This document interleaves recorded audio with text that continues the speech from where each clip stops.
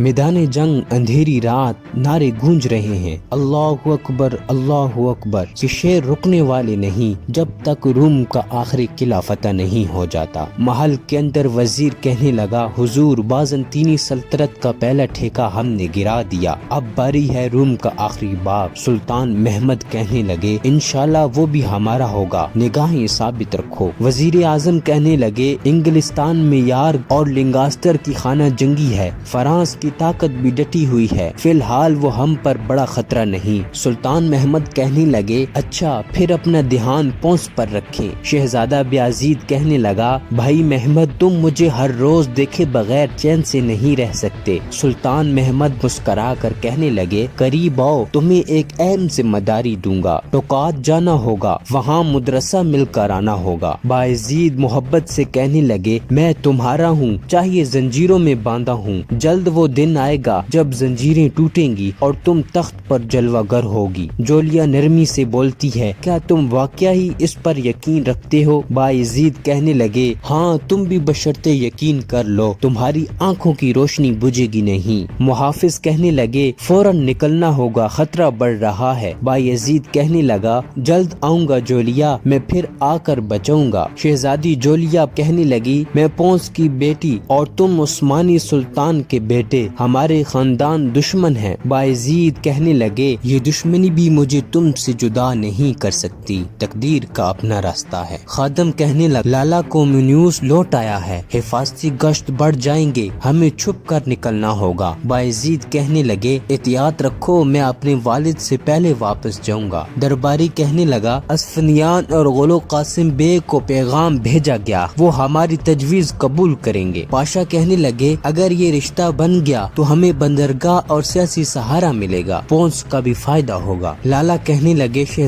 شہزادہ جاسوس رکھنا اور اطلاعات لینا ایک بات، مگر دل جو پونس شہزادی پر لگ جائے وہ ہماری تباہی کا باعث بن سکتا ہے۔ بايزيد کہنے لگے، فکر نہ کرو لالا، میں سنبھال لوں گا۔ کومینیوس بادشاہ کہنے لگا، تمہاری شادی صرف ذاتی معاملہ نہیں، یہ ریاستی حکمت ہے، کارمانوغلو کے ساتھ اتحاد سے ہماری قوت پڑے گی۔ بیٹی غمگین ہو کر کہتی ہے، بابا مگر میرا دل۔ بادشاہ کہتا ہے، خاموش، یہ تمہاری نہیں بلکہ سلطنت کی بھلائی کا سوال ہے۔ وزیر کہنے لگے، یہ سماجی گٹھ جوڑ ہماری اناطولیہ میں اثر انداز ہوگا، عثمانیوں کے خلاف ہمیں مضبوطی ملے گی۔ ملکہ کہنے لگی، مگر اگر محمد فاتح نے ہمیں چیلنج کیا تو انجام خطرناک ہوگا۔ درباری کہنے لگا، بادشاہ سلامت، محل سے بیرون کی خبریں جانے والا خائن پکڑا گیا۔ بادشاہ غصے میں کہنے لگا، بتاؤ کون ہے؟ جورگو کہنے لگا، بادشاہ اطلاع ہے وہ خائن آپ کی بیٹی ہے۔ کمرے میں خاموشی چھا جاتی ہے، بادشاہ کی آنکھیں غضب سے بھر آتی ہیں۔ دائیا دربار میں آ کے سچ بتاتی ہے، شہزادی جولیا اور شہزادہ بايزيد کے درمیان خفیہ تعلقات ہیں۔ وزیر کہنے لگا، اگر یہ رشتہ جنگ کا سبب بنا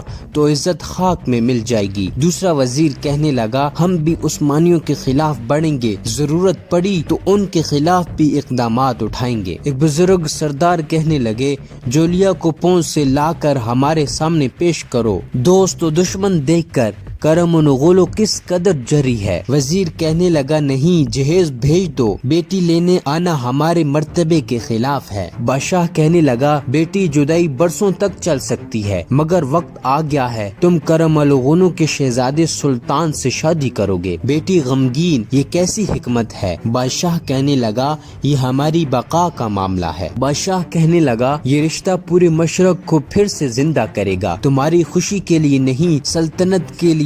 بیٹی کہنے لگی، میں سمجھ گئی۔ پاشا کہنے لگے، قاسم بے کو ہمارا قافلہ روانہ ہوا، وہ ہمارا رشتہ قبول کریں گے اور بندرگاہ کھل جائے گی۔ سلطان محمد فاتح کہنے لگے، کومینیوس کس کے ساتھ بیٹی کو نکاح دے رہا ہے؟ پاشا کہنے لگا، کارمانوغلو کے ساتھ، یہ اس کی چال ہے۔ لالا کہنے لگے، جاسوس کی حیثیت سے معلومات لینا اچھا کرنے کا وقت نہیں۔ سلطان کہنے لگے، بات مگر دل کی آنکھوں سے گر جانا خطرناک ہوگا۔